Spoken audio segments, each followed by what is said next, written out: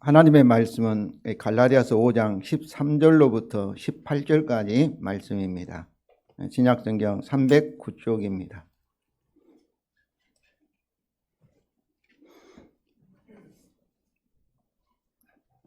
갈라디아서 5장 13절로부터 18절까지 말씀을 교독하시겠습니다. 형제들아, 너희가 자유를 위하여 부르심을 입었으나 그러나 그 자유로 육체의 기회를 삼지 말고 오직 사랑으로 서로 종로를 하라.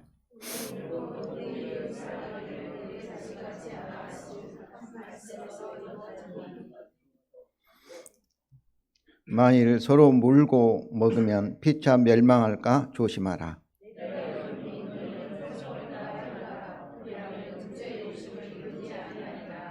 육체의 소욕은 성령을 거스리고 성령은 육체를 거스리나니 이 둘이 서로 대적하므로 너희가 원하는 것을 하지 못하게 하려 함이니라.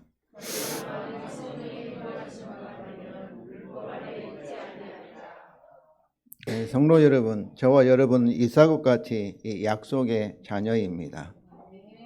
이 약속은 하나님께서 아담의 저주와 바벨탑의 심판 아래 있었던 아브라함을 부르시고 일방적으로 주시는 복의 약속입니다. 창세기 12장 2절에는 하나님께서 말씀하셨어요. 선언하셨어요. 천지를 창조하셨을 때 말씀으로 창조하신 것처럼 너는 복이 될지라. 너는 복이라.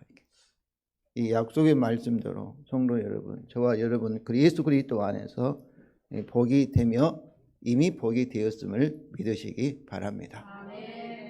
그런데 이 약속에는, 이 약속 속에는 단순히 약속이니까 축복이다 그런 말씀이 아니고 본능적으로 사랑할 수 있는 약속입니다. 본능적으로 사랑하게 할 수 있는 약속이 포함되어 있어요.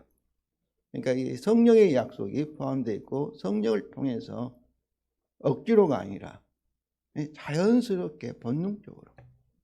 이 봄이 되어서 오늘 봄비가 내리려 하는데요. 봄비를 맞고 땅에서 어때요? 새싹이 나오듯이 추운 겨울을 이게 견뎠던 나무가 푸른 싹이 나오듯이 이것은 본능적입니다. 이 자연 대지를 보면 왜 이 자연 대지가 그렇게 봄에는 생명이 움틀까요? 하나님께서 말씀으로 그렇게 창조하였기 때문입니다. 그래서 오늘 본문을 통해서 성도 여러분, 우리가 참으로 본능적으로 자연스럽게 사랑할 수 있게 하시는 약속의 존재라는 것을 아시기를 바랍니다. 그래서 이 창세기 12장 2절과 3절 아브라함의 약속, 아브라함의 언약은 모든 성경을 해석하는 열쇠입니다. 그래서 어떤 신학자는 마그마 카르타라고 얘기해 헌장이라 그런 말씀이에요. 저는 오늘 본문도 이 약속의 관점에서 읽어가기를 원합니다. 지난주까지 사도 바울은 이 그리스도의 복음과 다른 율법주의의 이단에 대해서 논증하면서 결론적인 요약으로 그리스도의 구속으로 우리에게 율법으로부터 자유를 주신 진리의 복음의 진리의 근거에서 율법주의에 대해서 조심하라고 권면하고 그리고 경고를 하였습니다.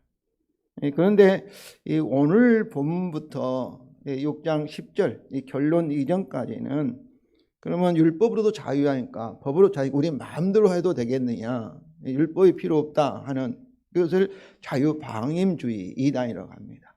무율법주의라 이렇게 말하는 거예요. 그에 대한 내용이 되어 있습니다. 그래서 오늘 이 본문을 통해서 우리가 받은 자유가 곧 내 마음대로 내 육체의 소욕, 내 욕심을 채우는 자유가 아니라 서로 사랑할 수 있는 자유, 사랑하는 자유임을 확인하시기를 바랍니다. 첫째로 우리의 자유는 사랑으로 서로에게 종이 되는 자유입니다. 13절 15절 다시 읽겠습니다. 형제들아, 왜냐하면 너희가 자유를 위하여 부르심을 입었으나 그러나 그 자유로 육체의 기회를 삼지 말고 오직 사랑으로 서로 종노를 하라. 너희가 자유를 위하여 부르심을 쓰나 육체의 기회를 담지 말고 오직 사랑으로 종로라. 예. 왜냐하면 온 율법은 내 이웃 사랑하기를 내 자신같이 하라 하신 한 말씀에서 이루어졌나니 그러나 만일 서로 물고 먹으면 피차 멸망할까 조심하라. 13절이 반복도 되어 있는데 제가 실수한 것 같습니다. 먼저 이 명령, 권면의 기초가 되는 직설법인 복음의 진리. 직설법이라는 것은 뭐뭐이다 진술하는 것을 직설법이라고 하고 뭐뭐 하라 하는 것은 명령법이라고 합니다. 그리고 감탄법이 하고 놀라는 것은 감탄법이라고. 이게 성경에 있는 모든 명령법은 다 기초하고 있어요. 왜냐하면 명령이 우리 힘으로 할 수 있는 명령이 아니기 때문에 이 명령을 하셨을 때는 특별히 신약 성경에서 명령하셨을 때는 명령하고 그 명령을 지킬 수 있는 이 근거, 지킬 수 있는 능력을 주시기 위해서 하나님이 먼저 우리에게 하셨던 일을, 구원의 일을 말씀을 하시는 겁니다. 그래서 제가 이미 약속 속에 뭐가 들어있다고요? 우리가 막 사랑할 수 없는데 막 의지적으로 사랑하는 것이 아니라 본능적으로 자연스럽게. 그 이유는 하나님께서 예수 그리스도 십자가를 통해서 우리로 하여금 사랑할 수 있도록 먼저 하셨다는 것을 직설법을 통해서 이걸 복음의 진리라고 하죠. 그러니까 우리 기독교는 내가 막 의지적으로 막 하는 것이 아니에요. 나무가 있으면 이 건강한 나무는 잎이 나오고 자연스럽게 열매를 맺는 것처럼 자연스럽게 열매를 맺는다는 것을 알고 믿도록 하기 위해서 이 직설법을, 명령법의 기초가 되는 직설법을 이렇게 강조하고 있는 것입니다. 그래서 이 복음의 진리는 뭐냐? 13절 이제 전반절인데 형제들아, 왜냐하면 너희가 자유를 위하여 부르심을 입었기 때문이다. 여기서 너희가 부르심을 입었다는 것은 이제 우리말 성경은 이제 과거용으로만 되어 있는데 과거에 일어난 유일한 사건을 의미하는 부정과거 수동형입니다. 그러니까 저와 여러분이 부르심을 입은 줄로 믿습니다. 그런데 오늘 이 말씀은 1절 전반절 같이 그리스도가 그 자유의 일을 위하여 너희를 자유케 하셨다, 이 말씀과 같은 내용이에요. 복음의 진술인데 1절에서는 누굴 강조했어요? 그리스도의 사역을 강조하였고, 여기서는 하나님이 우리를 부르셨다는 사실, 그 하나님의 부르심을 강조하고 있습니다. 그렇습니다, 성도 여러분. 하나님은 우리를 뭐를 위하여 부르셨어요? 자유를 위하여 부르셨습니다. 그래서 1절에서는 율법의 저주와 의무로부터 자유를 강조하고 있는데, 여기서는 어떤 자유하면은 하나님에 대하여 살 수 있는 자유, 하나님이 원하는 대로, 하나님 뜻대로 서로 사랑할 수 있는 자유예요.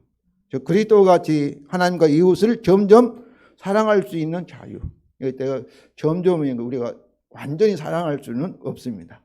그리고 아직도 우리가 육체의 소욕에 따라서 화도 내고 미워할 수도 있고 또 이렇게 전부 죄를 지을 수 있으니까.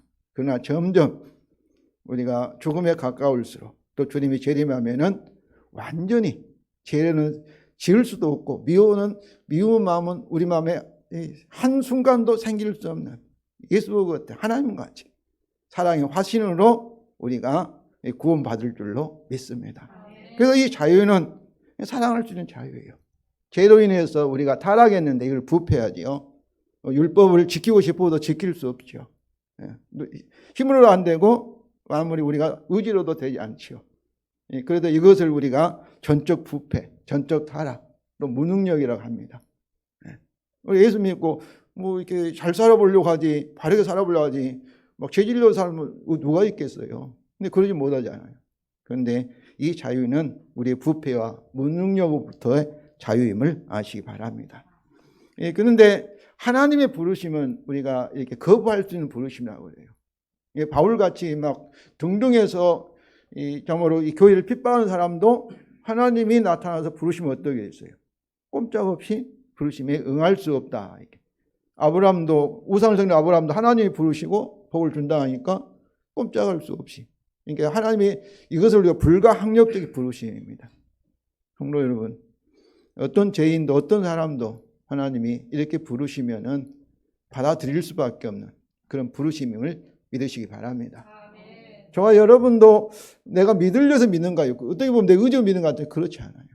하나님의 이 불가항력적인 부르심을 받아서 그때 어때요?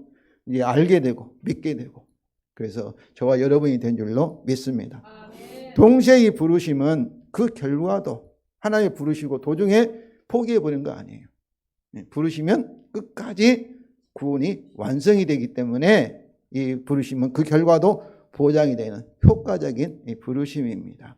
그래서 로마서 8장 28절과 30절입니다. 우리 다 같이 읽겠습니다. 우리가 알거니와 하나님을 사랑하는 자, 곧 그의 뜻대로 부르심을 입은 자들에게는 모든 것이 합력하여 선을 이루느니라. 하나님이 미리 아신 자들 또한 그 아들의 형상을 본받게 하기 위하여 미리 정하셨으니 이는 그로 많은 형제 중에서 맏아들이 되게 하려 하심이니라. 또 미리 정하신 그들을 또한 부르시고 부르신 그들을 또한 의롭다 하시고 의롭다 하신 그들을 또한 영화롭게 하셨느니라. 영화롭게 하셨다는 것은 영광스러운 구원을 완성하셨다. 그런 말씀이에요.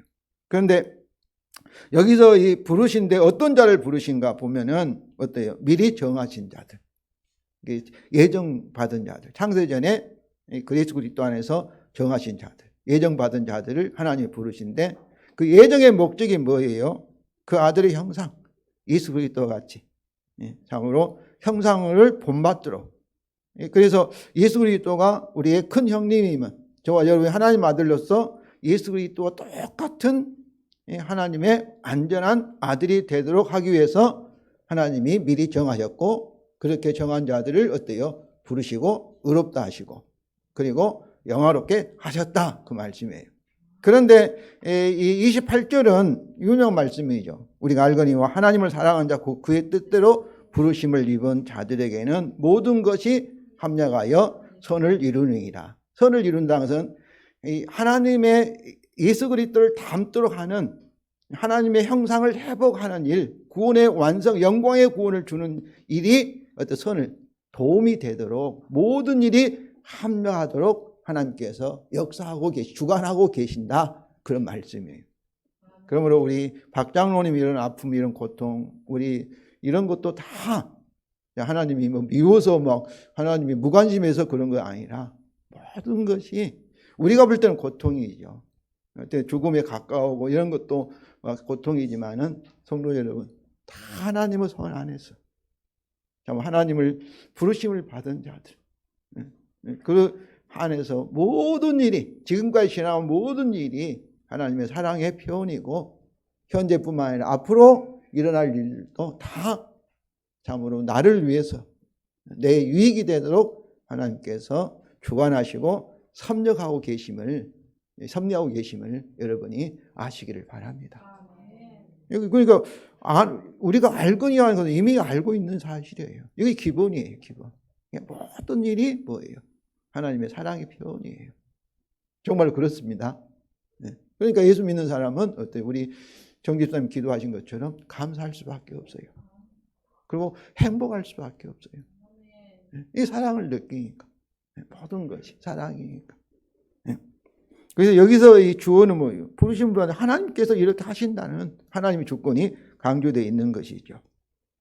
첫째로 이 복음의 진리의 근간 부정과 긍정의 명령입니다. 이 복음의 진리라는 것은 하나님이 자유를 위하여 우리를 부르셨다는 사실에 근거해서 뭐라고 명령해요? 그러나 그 자유로 육체의 길을 삼지 말고 오직 그 사랑으로 서로 종로를 하라. 서로 종로를 하라는데 원래 보면은 너희 서로에게 뭐가 되라? 종이 되어라. 이런 말씀이에요. 우리가 자유와 종은 좀 반대 같은 그런 어감을 받는데 이 말씀도 어떻게 보면 너무나 당연한 말씀이에요, 여러분. 왜냐하면 우리 몸 지체를 생각해 보세요. 이 손이 나만 위해서 내가 살겠다는 것이 육체의 기회예요. 자기 중심적으로. 근데 손은 누구를 위해서 지금 종로를 하고 있습니까? 몸 전체를 위해서. 다른 지체를 위해 종로를 해요. 내 다리도 나만 힘들게 서 있게 하냐. 나도 앉아있고 싶다. 뭐 누웠고 싶다. 그렇게 하면 그건 어떠해요?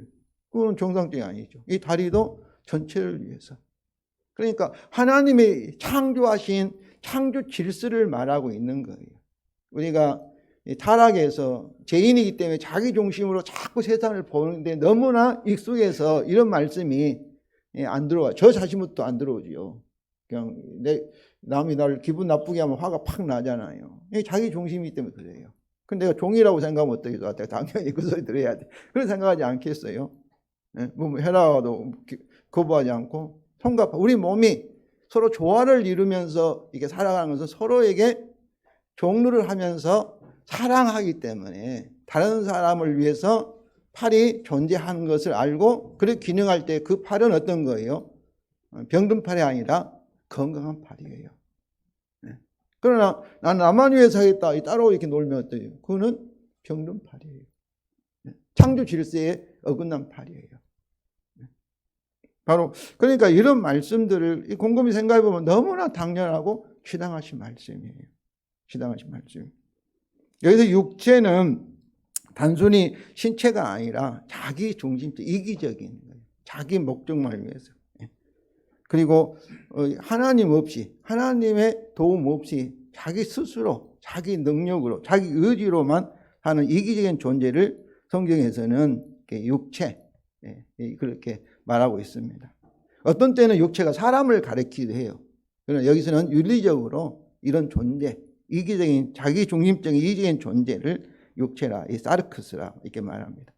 그러나 이것은 뭐예요? 사랑은 아가페는 뭐예요? 희생적인 사랑. 다른 사람을 위해서 내가 종이 되어서 섬기는 사랑이 아가페잖아요. 그러니까 육체와 아가페는 반대예요. 반대. 근데 여기서 그 사랑 앞에 그라는 거 있어요. 그라는 것은 무엇을 앞에서 있었던 걸 지시하지 않습니까? 그래서 그 사랑은 어떤 사랑을 지시하는가? 2장 20절에 나를 위하여 나를 사랑하사 나를 위하여 자기를 버리신 뭐예요? 하나님 아들 그리스도의 사랑 십자가를 가리키고 있어요. 십자가 사랑을. 그 사랑을. 또 여기 그 사랑은 5장 6절에서 어디요? 사랑으로 역사하는 믿음인데 이 믿음은 누구 믿음이에요? 우리의 믿음이에요. 그러니까 우리 믿음은 사랑으로 역사하는 믿음이 참 믿음이지 막 믿는다면서 막 미워하고 막 정죄하고 막 이렇게 하는 것을 우리 주위에 많이 봐요. 막 뭐 이렇게 죽이려고 막 하고 그것은 어때요? 사랑이 기독교 믿음이 아니에요. 그분들이 그렇게 하는 것은 다 율법주의에 자기 기준에 안 맞으니까 자기 중심으로 내 마음에 안 드니까 막 화를 내는 거예요. 막 하나님 이름으로 막 기독교 이름으로. 그게 다 율법주의예요. 그거는 예수 그리스도의 십자가의 복음을 믿는 그 믿음이 아닌 가짜 믿음이라는 것을 여러분이 판단하시길 바랍니다. 사랑으로 역사한다 해도 우리가 완전한 사랑은 아니에요. 점점 더 참으로 풍성해지는 그런 사랑인 줄로 믿습니다. 제 자신도 부끄러워요. 사랑하지 못할 때가 있으니까. 죄를 지을 때가 있으니까. 그렇습니다. 이 자유는 자기를 위하여 마음대로 하는 자유 방임주의가 아니라 자발적으로 서로에게 뭐가 되어 종이 되어 섬기는 사랑할 수 있는 자유입니다. 사랑할 수 있는 자유. 이는 그리스도가 지닌 십자가에서 본을 보이셨고 섬기러 온 것이 아니라 섬기러 오셨고 그다음에 빌립보 2장에 종의 형체를 가졌다 이렇게 표현합니다. 부활의 그와 우리가 어때요? 결혼하여서 한 몸이 되었기 때문에 그리스도가 내 안에서 사시기 때문에 그렇습니다. 그러므로 성도 여러분 이 복음을 알고 믿는 자는 이제 어때요? 자신을 위하여 살 수 없는 존재입니다. 자신만을 위해 살아가는 존재는 타락한 죄인이에요. 하나님이 창조하신 그 원래의 형태에서 타락한 그런 존재예요. 그러나 하나님의 저와 여러분을 창조하실 때는 어때요? 자신만을 위해서 아니라 하나님과 다른 사람을 이게 섬기는 희생적인 사랑을 아가페 사랑할 수 있는 존재로 창조하신 거예요. 그러므로 로마서 14장 7절은 뭐라고요? 우리 다 같이 읽겠습니다. 우리 중에 누구든지 자기를 위하여 사는 자가 없고 자기를 위하여 죽는 자도 없다. 우리는 뭐예요? 그리스도이잖아요. 믿는 자다. 믿는 자라는 것은 실제는 우리가 그렇게 못 살지요. 우리가 그러니까 아직 구원이 완성도 안 되죠. 그러나 우리 그리스도인이란 뭐예요? 자기를 위하여 사는 자가 아니에요. 자기를 사는 자는 타락한 자예요. 죄인이에요, 죄인. 세상 사람이에요. 그러니까 세상 사람부터 우리가 부름을 받았으면 어떤 거예요? 우리가 이제는 자유를 살지 않고 누구를 위해서? 하나님과 다른 사람을 위해서 살 수밖에 없는 존재라는 것을 여러분이 아시기를 바랍니다. 그래서 우리가 이렇게 못 산다 할지라도 이것이 성경에서 말하는 복음의 진리예요. 복음을 믿는다면서 이렇게 안 산다는 것은 그건 잘못이에요. 아직도 문제가 많은 거죠. 병들이 있는 거죠. 예. 성도 여러분, 복음의 자유를 이제는 어때야 돼요? 서로의 종이 되어 사랑의 자유로 사용하시기를 바랍니다. 둘째로 그 이유는 사랑은 뭐예요? 율법의 완성이기 때문입니다. 14, 우리 다 같이 읽겠습니다. 왜냐하면 온 율법은 내 이웃 사랑하기를 내 자신같이 하라 하신 한 말씀에서 이루어졌나니. 이루어졌나니가 이루어져 왔다. 이거는 완료 수동태예요. 완료는 과거에 일어난 사건, 그 율법이 과거에 완성되었고 그 결과가 지금까지 계속된다는 것을 가리키는 시제예요. 근데 수동태라는 것은 율법이 스스로 이렇게 완성된 것이 아니라 어때요? 누군가가 율법을 이렇게 이루었다 그 말씀이잖아요. 그래서 나를 사랑하사 나를 위하여 자기 자신을 버리신 그리스도에 의하여 모든 율법이 이미 이루어졌고, 그리고 또 사랑으로 역사하는 믿음의 우리에 의하여 이루어졌다는 것을 말합니다. 로마서 13장 8절에 제가 좋아하는 말씀인데요. 우리 다 같이 읽겠습니다. 피차 사랑의 빛 외에는 아무에게든지 아무 빛도 지지 말라. 남을 사랑하는 자는 율법을 다 이루었느니라. 그러니까 남을 사랑하는 자는 여기서 다 이루었다는 것도 과거에 완전히 이루어졌다는 거예요. 그러니까 우리가 완전하지 않지만은 서로 종이 되어서 섬기고 사랑할 때는 뭐예요? 그 사람은 율법을 다 이루어서 율법으로부터 자유인 것을 아시기 바랍니다. 사랑이 중요한 거예요. 사랑이. 이는 온 율법은 내 이웃 사랑하기를 내 자신같이 하라 하신 한 말씀 안에서 이루어졌기 때문입니다. 여기서 한 말씀은 한 단어가 아니라 한 문장, 내 이웃을 내 몸처럼 사랑하라 하신 그 선언, 한 계명에서 온 율법이 이루어졌는데, 이 한 말씀은 이웃을 사랑하사 그리고 십자가의 사건으로 온 율법을 이미 완성하신 한 말씀입니다. 동시에 그 안에 서로 사랑하는 우리를 통하여 온 율법이 이미 성취한 한 말씀입니다. 그러니까 우리가 사랑할 때 율법부터 율법을 완성할 때 이 말씀은 우리가 의인이 되었다 그 말이에요. 의라는 것은 죄를 하나도 안 지었다는 얘기잖아요. 율법 범한 것이 하나도 없다는 거예요. 율법 언약이 다 이루어진 상태가 뭐예요? 신분이 의인이에요. 의인. 저와 여러분 실제로 우리가 죄를 짓지만은 그러나 율법적으로, 법적으로, 그리고 언약적으로 하나님 앞에서 흠도 없고 점도 없는 완전한 의로운 자가 되었음을 아시기를 바랍니다. 성도 여러분, 그러므로 복음의 자유를 위하여 하나님 우리를 부르신 것은 율법을 파괴하는 것이 아니에요. 오히려 율법을 굳게 세우는 것입니다. 로마서 3장 31절이에요. 그러니까 우리가 율법주의 하니까 막 율법을 무시한 것 같은데 실제로는 율법주의를 가장 강조한 사람들일수록 어때요? 겉에서는 막 율법을 지킨 것 같아요. 그러나 실제 알고 보면은 율법을 안 지켜요. 못 지켜요. 그러나 저와 여러분이 참으로 율법을 세우는, 정말 율법이 원하는 사랑의 열매를 맺는 그런 참으로 능력의 사람인 것을 아시기 바랍니다. 셋째로 풍자적인 경고입니다. 15절입니다. 만일 서로 물고 먹으면 피차 멸망할까 조심하라. 이거 물고 먹다는 뭐겠어요? 우리가 동물의 왕국을 보면은 사자가 짐승을 잡아놓고 막 서로 막 먹으려고 싸우잖아요. 막 악어들이 막 물어뜯자고 그러잖아요. 그런 모습이에요.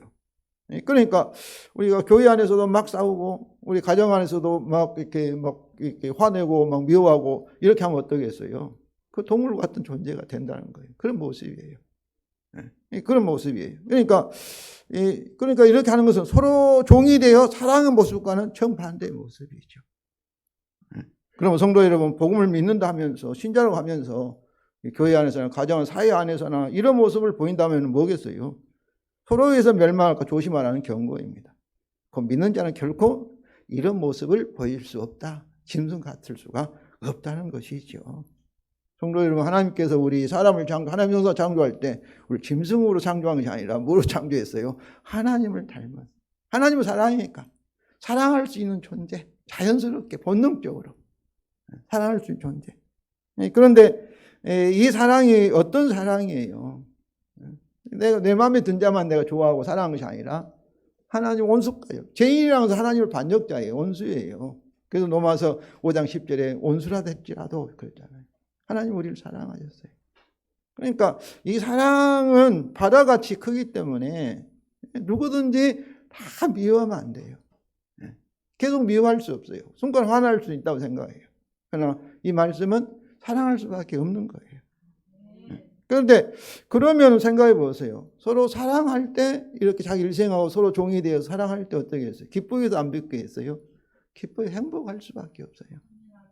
그 상태가 참으로 이 복인 줄로 아시기 바랍니다. 그래서 이 사랑의 열매 중에, 성령 열매 중에 사랑 다음에 뭐가 나와요? 희락이에요, 희락.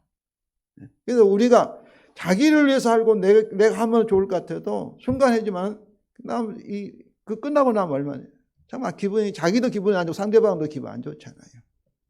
순간에 만족을 할지 모르지만 그 결과가. 그러나 내가 정말 이것이 창조 원리이고 이것이 그리스도의 모습이고 이렇게 하는 것은 정말 영적 거듭난 생명의 영적 본능으로 자연스럽게 참으로 성령을 통해서 생성에 흘러 넘친다는 것은 사랑의 강물이 흘러 넘치는 줄로 믿습니다. 그럴 때 자신이 행복한 거예요. 기뻐요. 또 상대방도 기쁘고. 두 번째로 우리 자유는 성령으로 육체의 욕심을 이기는 자유입니다. 우리 16절부터 18절 읽겠습니다. 내가 이르노니 너희는 성령을 따라 행하라. 그럼 육체의 욕심을 이루지 아니하리라. 왜냐하면 육체의 소욕은 성령을 거스리고 성령은 육체를 거스리나니 왜냐하면 이 둘이 서로 대적함으로 너희가 원하는 것을 하지 못하게 하려 함이니라. 그러나 너희가 만일 성령이 인도하시는 바가 되면 율법 아래 있지 아니하리라. 아멘. 먼저 명령의 이건 명령이잖아요. 너희는 성령을 따라 행하라 했잖아요. 명령의 근거가 되는 이 직설법의 복음의 진리입니다. 그런데 이것이 생략이 되었어요. 오늘 본문에서는. 왜냐하면 바울이 앞에서 이미 말했기 때문에 그것이 전제되어 있죠. 그래서 내가 약속은 무엇의 약속이냐? 사랑할 수 있는 약속인데 사랑을 하려면 어때야 되겠어요? 하나님 능력이 나타나는데 그렇기 때문에 약속의 성령을 받았다는 것이 전제가 되어 있어요. 그래서 3장 13절 14절입니다. 그리스도가 우리를 위하여 저주를 받은 바다 율법 저주 우리를 속량하였으니 이는 그리스도 예수 안에서 아브라함의 복이 이방인에게 미치게 하고 우리 다 같이 읽겠습니다. 또 우리로 하여금 믿음으로 말미암아 성령의 약속을 받게 하려 함이니라. 그래서 에베소서 1장 13, 14절부터 성령의 인치심을 복음을 듣고 믿음을 통해서 인치심을 받고 이렇게 얘기하고 있고 또 로마서 이 8장 9절에는 그리스도 영이 없는 성령이 없는 자는 그리스도인이 아니다 얘기하고 있고 또 로마서 8장 14절에도 성령 인도함을 받은 자가 누구나 하나님의 아들이 됨이니라. 그러니까 저 예수를 믿는 성도들은 무슨 영이 있어요? 성령이 와 계셔요.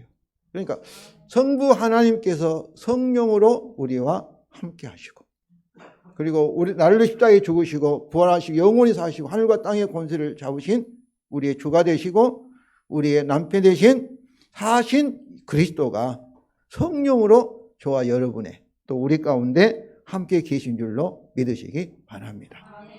이게 우리 믿음이라는 것은 주님과 따라서 이렇게 믿는 거 아니다. 그리고 영생이라는 것도 성령을 통해서 하나님과 연합된 것을 영생이라 하는 거예요. 나무에 가지가 떨어졌을 때는 죽음이라 하고 가지가 붙어 있는 것을 우리 기독교식으로 말하면 우리가 영생, 다시 살았다 이렇게 말하는 거예요. 가지가 붙어 있으면 어때요? 봄이 되면 자연스럽게 잎이 나고 꽃이 피고 열매를 맺는 것처럼 이처럼 그리스도의 십자가의 계속을 통해서 우리 죄사함을 받고 의롭다를 받은 저희는 성령을 통해서 영생의 하나님과 또 이렇게 우리 주님과 연합이 될 때 자연스럽게 우리를 통해 어떻게 했어요? 사랑 열매가 맺히는 줄로 믿습니다. 사랑 열매 맺히는 거예요. 첫째로 이 근거가 명령이죠. 이미 약속 성령을 받았다 하는 그것에 근거한 명령과 약속입니다. 16절에 다 같이 읽겠습니다. 내가 이르노니 너희는 성령을 따라 행하라. 그리하면 육체의 욕심을 이루지 아니하리라.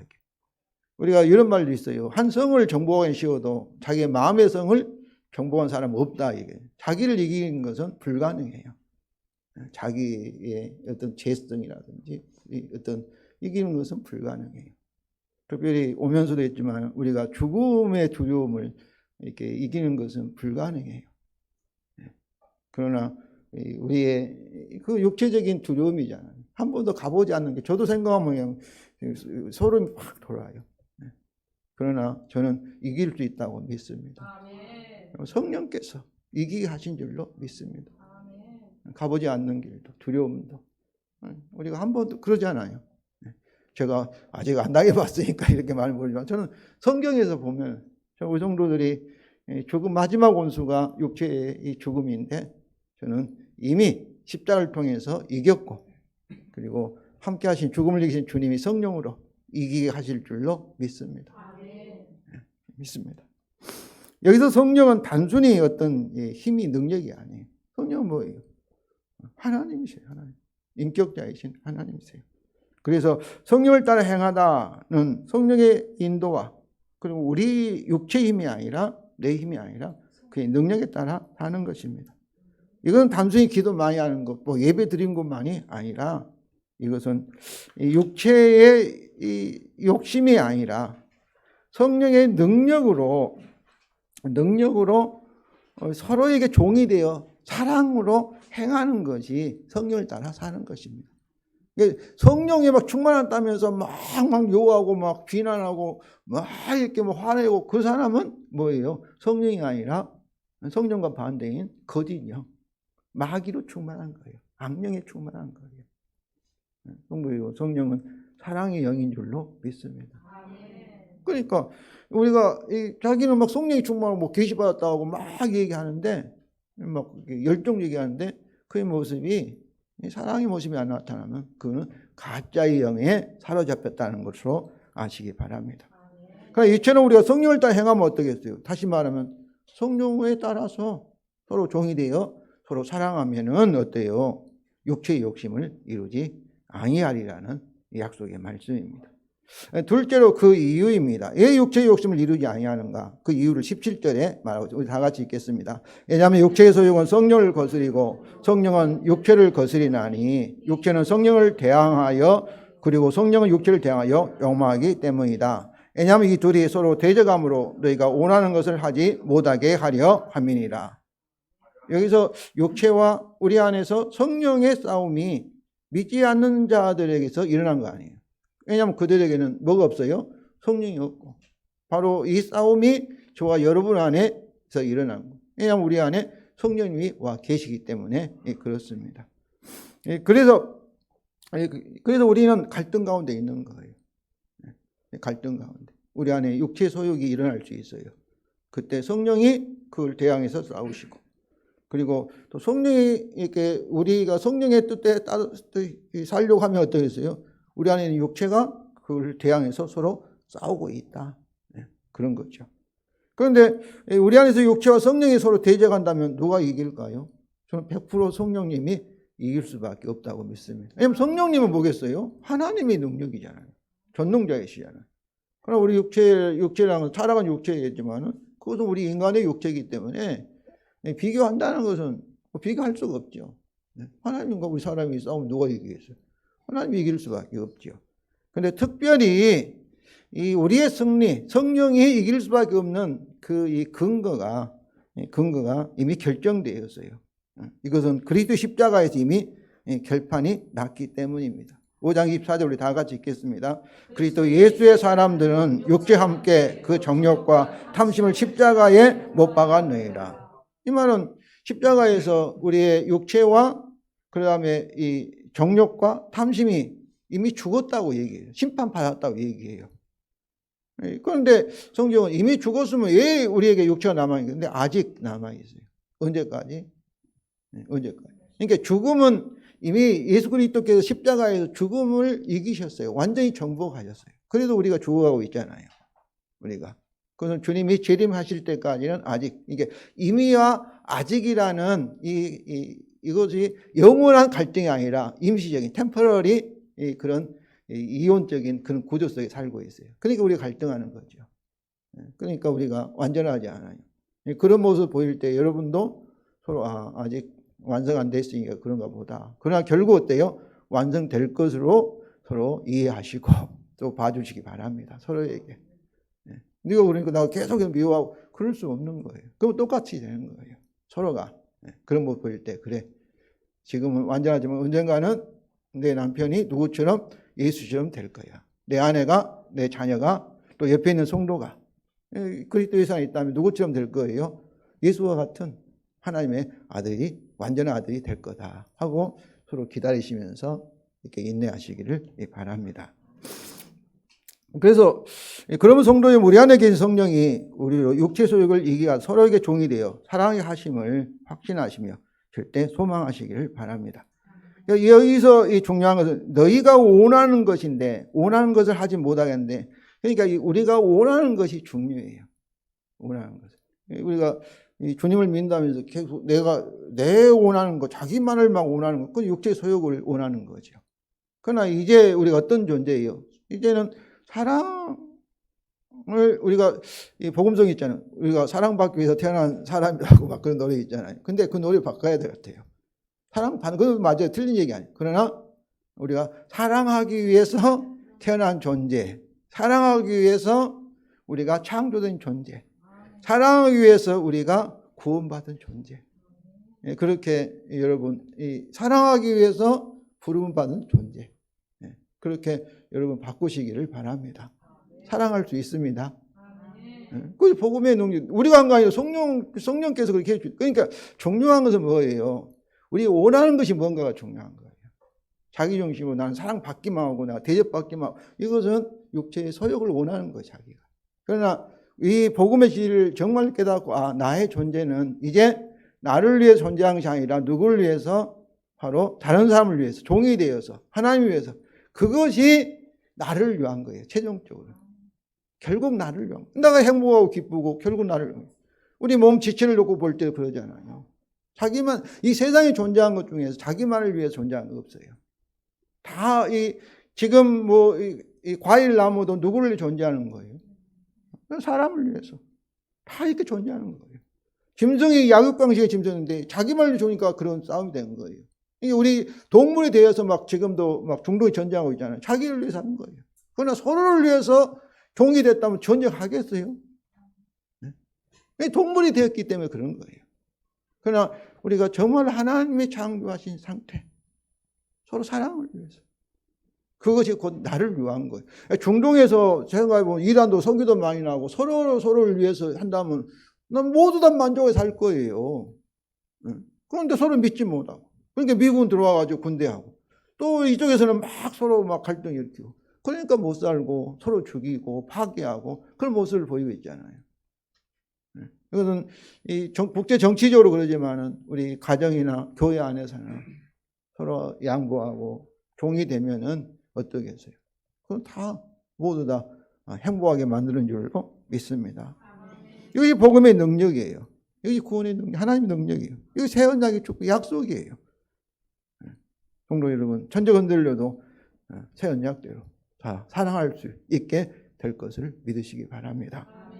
셋째로 결론적인 요약입니다. 18절입니다. 우리 다 같이 읽겠습니다. 그러나 너희가 만일 성령의 인도하신 바가 되면은 율법 아래 있지 아니하리라.